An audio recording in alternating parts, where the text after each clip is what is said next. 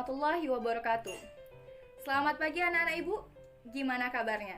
Semoga kita semua tetap dalam keadaan yang sehat-sehat saja ya. Nah, pelajaran kimia kita hari ini yaitu tentang perkembangan model atom. Apa tujuan dari materi ini? Yaitu tujuannya adalah agar siswa mampu menggambarkan model-model atom menurut Dalton, Thomson, Rutherford, Niels Bohr, dan model atom mekanika kuantum. Oke, langsung saja kita pelajari.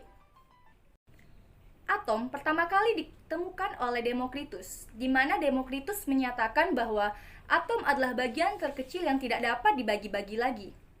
Namun, pendapat dari Demokritus ini kurang memiliki bukti eksperimental, sehingga pada tahun-tahun berikutnya ditemukan teori-teori atom baru mengenai model atom yang telah memiliki bukti eksperimen yang cukup jelas. Teori atom Dalton yang pertama adalah model atom Dalton, di mana ditemukan oleh John Dalton pada tahun 1805. Berikut adalah bentuk dari model atom Dalton. Nah, model atom Dalton menyatakan bahwa atom adalah bola pejal yang sangat sederhana. Dan pada model atom ini juga menjelaskan bahwa suatu unsur terbentuk dari atom-atom yang identik. Dan unsur-unsur yang berbeda akan terbentuk dari atom-atom yang berbeda pula. Nah, model atom Dalton ini memiliki kelebihan di mana dia mulai membangkitkan minat para ilmuwan terhadap penelitian mengenai model atom. Namun, model atom ini juga memiliki kelemahan. Model atom Dalton ini memiliki kelemahan di mana teori ini tidak dapat menjelaskan bagaimana suatu larutan dapat menghantarkan arus listrik. Bagaimana bisa bola pejal dapat menghantarkan arus listrik? Padahal arus listrik itu ada karena ada suatu partikel negatif. Sehingga bisa disimpulkan bahwa ternyata ada partikel lain yang lebih kecil daripada atom dalam menyusun suatu unsur. Nah, kelemahan tersebut disempurnakan lagi oleh model atom Thomson yang ditemukan oleh J.J. Thomson pada tahun 1904. Berikut adalah model atom Thomson.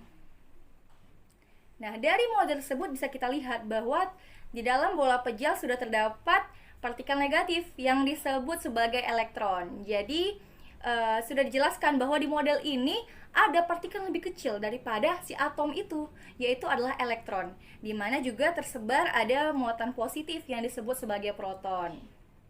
Jadi, itu merupakan kelebihan dari model atom ini. Kemudian, kelemahan ini disempurnakan oleh model atom Rutherford, yaitu yang dikemukakan oleh Ernest Rutherford pada tahun 1911. Berikut adalah bentuk dari model atom Rutherford. Nah, dari model atom tersebut bisa kita lihat bahwa elektron dan proton sudah terbentuk dalam suatu susunan, di mana dalam atom terdapat inti atom yang terdiri atas proton yaitu muatan positif dan neutron yang tidak bermuatan. Nah, inti atom ini dikelilingi oleh muatan negatif yang disebut sebagai elektron. Nah, jadi sudah lebih terlihat jelas bagaimana susunan si partikel-partikel ini di dalam suatu atom. Sehingga disempurnakan lagi oleh model atom Bohr yang ditemukan oleh Niels Bohr pada tahun 1913. Berikut adalah model atom Niels Bohr. Jika kita lihat dari gambar tersebut, ternyata atom sudah lebih kompleks pada model ini. Sudah dijelaskan bahwa elektron-elektron yang mengelilingi inti atom sudah mempunyai lintasan masing-masing. Nah, lintasan masing-masing ini semakin berjarak. Ada yang semakin dekat dengan inti atom, ada yang jauh dari inti atom. Nah, di sini lintasan ini disebut sebagai orbital. Model atom ini juga sering disebut sebagai model atom tata surya. Nah, model atom yang terakhir adalah model atom mekanika kuantum yang ditemukan oleh Erwin Schrödinger pada tahun 1926. Berikut kita lihat bentuk dari model atom mekanika kuantum. Nah, model ini disebut juga sebagai prinsip ketidakpastian. Model ini menyatakan inti atom dikelilingi oleh awan-awan elektron.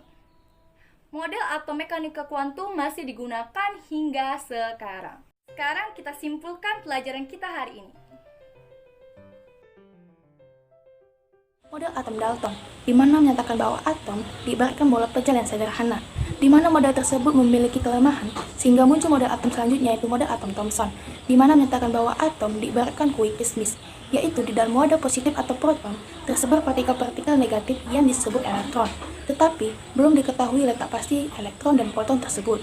Model atom yang ketiga yaitu model atom Rutherford, yang menyatakan bahwa inti atom yang terdiri proton dan neutron dikelilingi oleh elektron. Model ini disempurnakan lagi oleh model atom Bohr, yang menjelaskan posisi elektron yang mengelilingi inti atom ternyata terletak pada kulit-kulit atom. Model selanjutnya yaitu model atom mekanik kuantum, yang digunakan hingga saat ini, di mana menyatakan bahwa inti atom dikelilingi oleh awan-awan elektron. Bagaimana? Sudah lebih jelas ya tentang pelajaran hari ini, apalagi sudah disimpulkan oleh teman kalian yaitu April.